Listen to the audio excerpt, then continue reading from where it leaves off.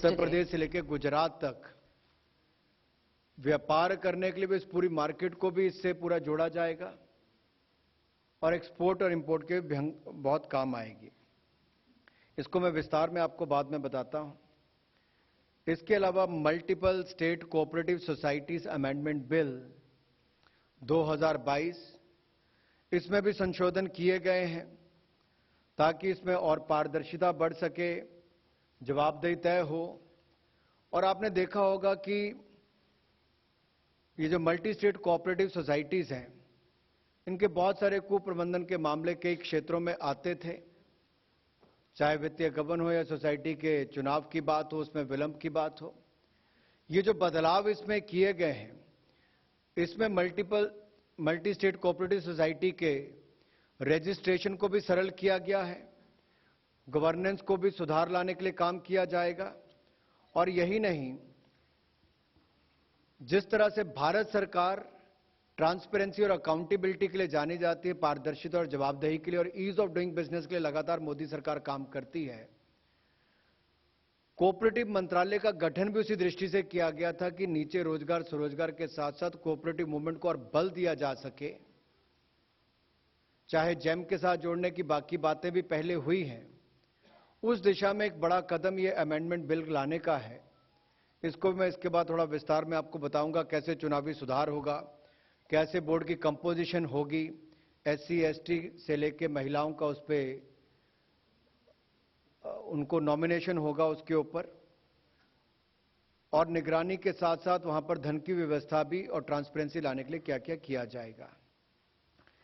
एक और निर्णय जो prime minister development initiative for north eastern region है, पीएम डिवाइन, जिसकी घोषणा बजट सत्र में, बजट के समय 2022-23 में वित्त मंत्री जी ने की थी। पीएम डिवाइन योजना को भी मंजूरी आज केंद्रीय मंत्रिमंडल ने दी है प्रधानमंत्री मोदी जी के नेतृत्व में, और ये 100% केंद्रीय वित्त पोषण के साथ साथ एक सेंट्रल सेक्टर स्कीम है। इसके लिए 6,600 करोड़ रुपया 2022-23 से लेकर 2025-26 तक 15वें वित्त आयोग की अवधि के शेष तक इसको मंजूरी दी गई, जो 4 साल की अवधि है। पीएम डिवाइन के जो मूल उद्देश्य हैं, वो पीएम गति शक्ति की भावना के अनुरूप इंफ्रास्ट्रक्चर फंड करना, पूर्वोत्तर की जरूरतों के आधार पर सामाजिक विकास परियोजनाओं का समर्थन करना, युवाओं और महिलाओं के लिए आजीविकाओं की गतिविधियों को सक्षम करना और विभिन्न क्षेत्रों में डेवलपमेंट गैप्स को भरने का काम भी करेंगे। इसकी 500 करोड़ तक की लिमिट रहेगी। सोशल डेवलपमेंट के काम आएगा, लाइवलीहुड के काम आएगा, और हम पूर्व की सरकारों की तरह नहीं, हम एक्ट ईस्ट पॉलिसी के अंतर्गत काम करते हैं। चाहे आपने पहले आधारभूत ढांचा देखा हो या अब पीएम डिवाइन योजना हो, यह भी उसी दिशा में काम कर रही है। मैं एक एक करके आपको कुछ विषयों पर वापस लाना चाहूंगा। 2 टर्मिनल्स की गुजरात के जो कच्छ रीजन है, कांडला पोर्ट पर, और ये दीनदयाल पोर्ट अथॉरिटी, यहां पर ये लगभग देश के जो पहले 12 पोर्ट्स आते हैं उनमें से एक है। दीनदयाल पोर्ट की जो कैपेसिटी है कार्गो हैंडलिंग की, वो लगभग 300 मीट्रिक टन पर एनम। और ये जो 2 नए टर्मिनल्स की मैं बात कर रहा हूं, इसमें एक मल्टीपर्पज कार्गो होगा। ये टूना टेकरा में है, जिसमें 2,250 करोड़ रुपया खर्च होगा, जिसमें से 1,719 करोड़ रुपया कंसेशनियर खर्च करेगा, जो कार्गो बर्थ बनाने के लिए turning circle, approach channel, dredging कार्य सब इसमें शामिल होंगे। और इसके अलावा जो दीनदयाल पोर्ट अथॉरिटी है, वो 531 करोड़ रुपया कॉमन यूजर एक्सचेंज चैनल के रूप में कैपिटल जो ड्रेजिंग है और कॉमन यूजर रोड के निर्माण के लिए खर्च करेगी। इसका लाभ ये होगा कि हमारे बड़े शिप्स आने की इसकी क्षमता भी बनेगी। शुरुआत में जैसे 15 मीटर ड्राफ्ट वेसल्स, ये 1 लाख डेडवेट टनेज को लेकर, और भविष्य में इसको कंसेशनियर जो उसको ये भी अप्रूवल है कि 18 मीटर तक का ड्राफ्ट ये बना सकते हैं। जिसकी गहराई 18 मीटर की होगी, जिसके कारण बड़े वेसल्स यहां पर आ सकें। और ये कच्छ रीजन में न केवल गुजरात के लिए बल्कि जम्मू कश्मीर, मध्य प्रदेश, उत्तर प्रदेश से लेकर हमारे राजस्थान तक को भी इसका लाभ मिलेगा। 2000 अगर इसकी आप क्षमता को देखेंगे, 2026 में इसको 2.85 million metric ton per annum का होगा और 2030 तक इसको 27.49 million metric ton per annum पे ले जाने का प्रावधान रखा गया है। दूसरा जो है कंटेनर टर्मिनल, यह भी टूना टेकरा पर है, दीनदयाल पोर्ट पर ही बनेगा और इसको भी बीओटी के आधार पर बनाया जाएगा। 4,243 करोड़ रुपया इसके ऊपर अनुमानित लागत जो कंसेशनियर की तरफ से आएगी और 296 करोड़ रुपया जो है जो यूजर फैसिलिटीज के लिए दीनदयाल पोर्ट अथॉरिटी खर्च करेगी। ये क्लोज कंटेनर टर्मिनल होगा जो भारत के उत्तरी भाग को जम्मू कश्मीर, राजस्थान, उत्तर प्रदेश, मध्य प्रदेश इनको भी अपनी सेवाएं देगा। इससे अर्थव्यवस्था को भी बढ़ावा मिलेगा, रोजगार के भी विभिन्न अवसर पैदा होंगे। कंसेशन का जो एग्रीमेंट है वो 30 वर्ष के लिए होगा। 2025 में जो नेट गैप है वो 18,80,000 TEUs का है और ये state of the art terminal बनकर तैयार होगा। अगर इसके लिए आप देखेंगे, इसके लिए इंटरनेशनल कॉम्पिटिटिव बिडिंग के माध्यम से इसका चयन होगा और कंसेशनियर जो है जो उसकी ही जिम्मेदारी होगी कि इसके डिजाइन को, इंजीनियरिंग को, फाइनेंसिंग को, प्रिक्योरमेंट से लेके इंप्लीमेंटेशन तक जो प्रोजेक्ट की है वो ही उन्हीं को ही करनी है। और ये बीओटी के आधार पर होगा। जब 30 वर्ष पूरे होंगे तो ये सरकार को वापस करना पड़ेगा और इससे कुल मिलाकर 21,90,000 TEUs पर एनम की क्षमता बनकर तैयार होगी। शुरुआत में इसमें 14 मीटर का ड्राफ्ट वेसल्स आने का होगा जिसको अभी प्रावधान है और 6,000 TEUs इसके आने की रहेगा। लेकिन कंसेशनिंग अथॉरिटी जो है वो इसको 15.5 मीटर तक करेगी और भविष्य में इसको 18 मीटर तक ले जाने का कंसेशनियर को भी प्रावधान होगा। तो वो चैनल हो, बर्थ पॉकेट हो, टर्निंग सर्कल हो, इन सबको बनाने का भी वो काम करेंगे। इससे जो कच्छ रीजन है गुजरात का, जो पहले ही एक बहुत महत्वपूर्ण रोल अदा करता है भारत के पोर्ट्स में टर्मिनल हैंडलिंग के लिए भी, ये बड़ी इन्वेस्टमेंट जब यहां पर आएगी, 5,963 करोड़ रुपए के लगभग कंसेशनियर्स के माध्यम से इसमें पेमेंट आएगी, लागत आएगी और इस इन्वेस्टमेंट से लाखों लोगों को रोजगार, स्वरोजगार के अवसर मिलेंगे।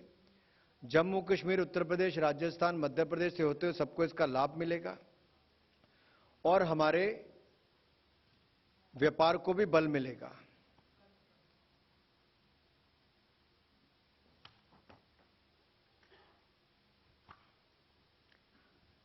Multi state cooperative societies,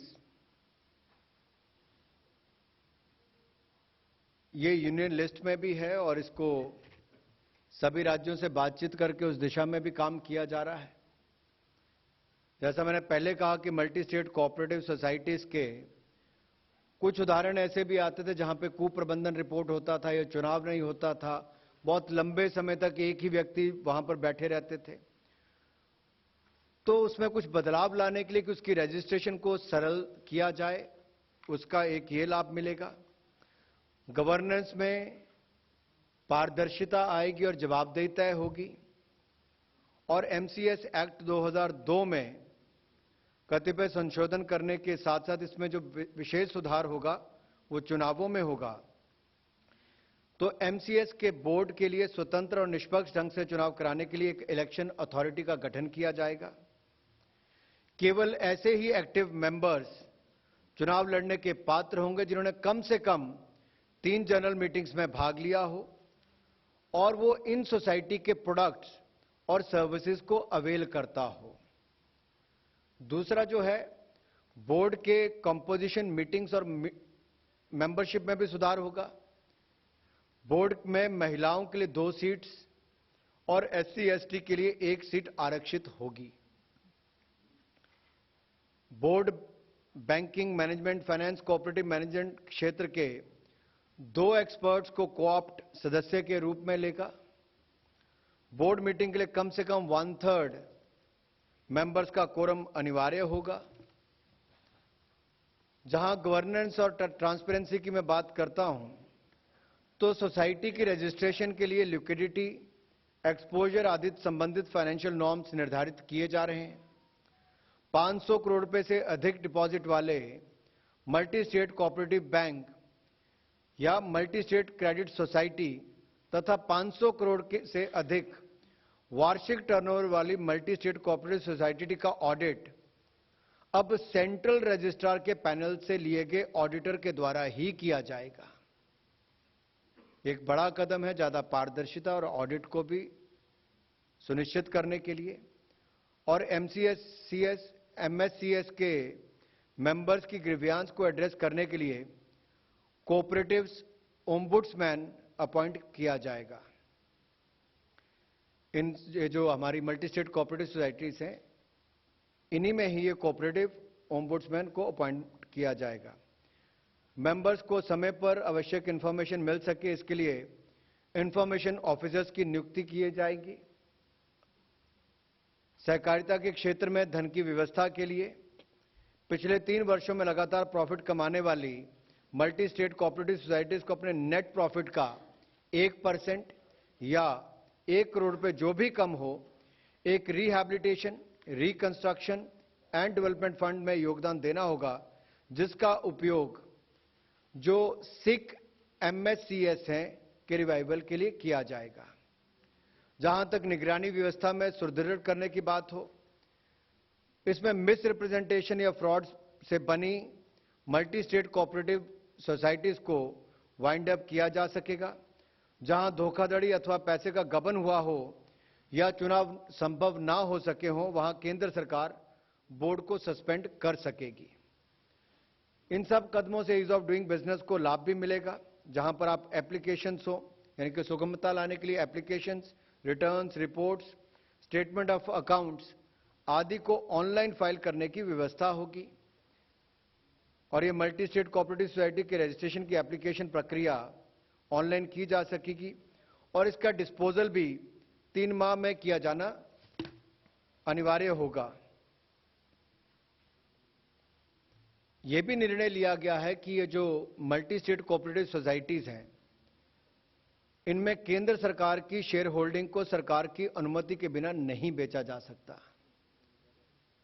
multi state cooperative society banking कार्य में संलग्न है, उनकी बैंकिंग एक्टिविटीज का रेगुलेशन बैंकिंग रेगुलेशन एक्ट के अंतर्गत होगा। इससे जो डिपॉजिटर्स हैं उनके पैसा भी सुरक्षित होगा और बैंकिंग रेगुलेशन एक्ट आने के बाद जो बाकी लाभ बाकी बैंकों को मिलते हैं, इनको भी मिल पाएंगे। इन संशोधनों से नागरिकों द्वारा सुगमता से मल्टी स्टेट कोऑपरेटिव सोसाइटी का गठन किया जा सकेगा और जो बाकी लाभ भी उनमें पारदर्शिता भी आएगी।